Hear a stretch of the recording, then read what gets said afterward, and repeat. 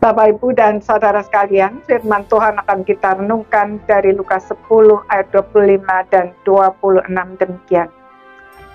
Pada suatu kali berdirilah seorang ahli Taurat untuk mencoba Yesus, katanya. Guru, apa yang harus kuperbuat untuk memperoleh hidup yang kekal?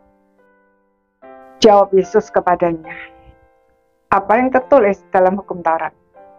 Apa yang kau baca di sana? Saudara-saudara sekalian, jika dibaca sepintas, nampaknya Tuhan Yesus berkata bahwa hidup yang kekal dapat diperoleh dengan melakukan hukum Taurat.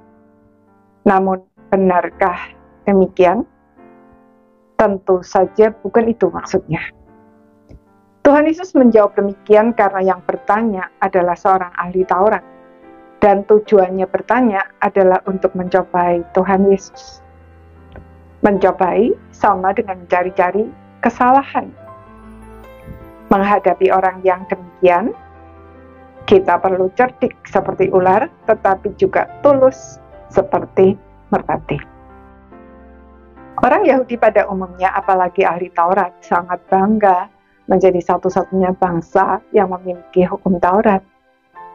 Jika Tuhan Yesus langsung menjawab bahwa untuk mendapat hidup yang kekal tidak ada sesuatu pun yang bisa dilakukan, termasuk dengan melakukan hukum Taurat, maka jalur komunikasi akan segera terputus dan Tuhan Yesus tidak akan bisa lagi mengajarkan kebenaran apapun kepadanya.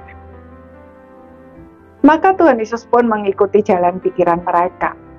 Tetapi secara tidak langsung, ia juga menunjukkan bahwa tidak ada seorang pun yang diselamatkan karena melakukan hukum Taurat, sebab tidak ada seorang pun yang mampu melakukannya dengan sempurna. Si ahli Taurat itu mungkin merasa mampu, sebab setiap hari pekerjaannya adalah melakukan setiap detil dari hukum Taurat yang sudah dijabarkan dalam ratusan peraturan yang boleh dan tidak boleh dilakukan. Tetapi itu semua hanyalah segi seremonial saja, bukan hakikat dari hukum Taurat itu sendiri.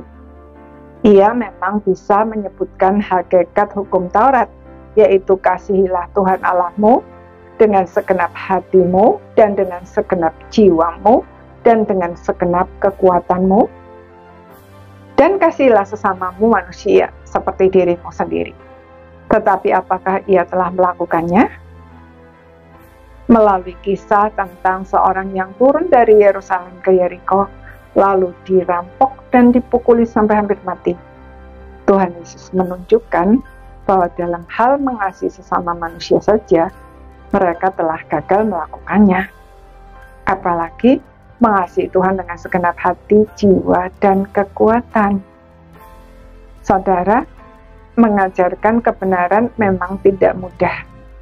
Sebab setiap orang sudah memiliki konsep tertentu yang telah dipegangnya selama berpuluh tahun, baik yang diajarkan secara turun-temurun oleh nenek moyang, atau kesimpulan yang salah tentang berbagai pengalaman traumatis yang dialaminya di sepanjang hidupnya.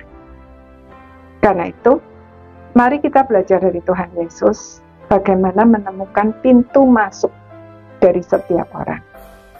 Dengan demikian, kabar baik yang kita beritakan bisa dipahami dan diterima dengan baik. Amin.